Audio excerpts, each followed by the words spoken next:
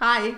So with our nutrition myths for this week, first of all, the first myth is oftentimes people will say, well, I'm eating right. So that's the most important thing, to eat well. And I must say, it's part of it, but it's not the only thing, okay? Because yes, you need to eat right. And yes, you need to exercise and you need to sleep well and you need to be happy in your head, okay? But at the base of it all, what you need is to have a system that works. Okay, you need to have a proper functioning nerve system so that you can make the most out of the food that you eat, so that you can make the most out of the exercise that you do, okay, so that you can make the most of the relationships around you. The analogy I can use is basically if you have like the best dishwasher on the planet, okay, it's the most silent, it washes the dishes at a super speed, and it's the best as far as cleanliness is concerned. But what happens if there's a faulty wire leading to your dishwasher, okay? Or what if the fuse tends to go on and off? You will still get dishes that aren't washed properly. And you can put the best soap in your dishwasher and still the dishes won't be washed properly. So it's kind of the same thing with your system, okay? If your nerve system's not functioning properly, you can eat the best food, do the best exercise, you're not getting the most out of them. Okay, because it's your nerve system that will help your body to digest the food properly, to get the proper nutrients, to get them to where they're supposed to go.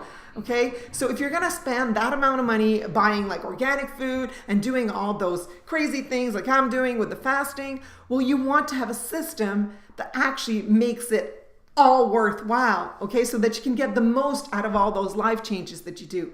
So yes, and then you want to eat right, and then you want to sleep, and then you want to, have crazy, happy relationships, and then you want to exercise, because that way you'll reduce the stress on your system, and you'll get the most out of your body and out of your life experience, okay? So that's the first one. Second one is basically a lot of people say, fat is bad, we got to cut the fats, and that's why we see so much like zero fat yogurt, zero fat cheese, zero fat this and that, okay?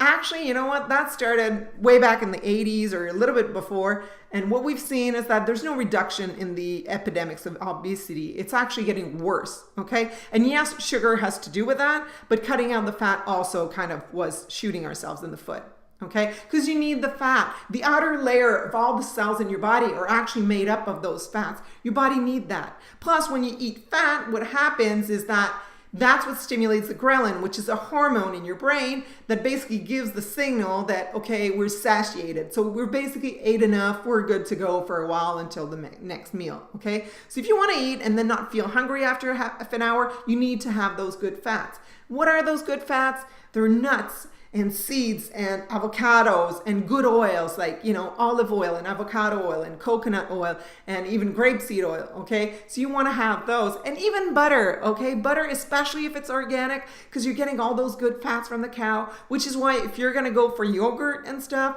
same thing. You want to have the fat. The fat will help you to actually digest all those good components in that product so that you can make the most out of it. So please don't cut out the fat. Enjoy having that sensation on your lips when it just feels so yummy. And have a great week. See you next week. Bye.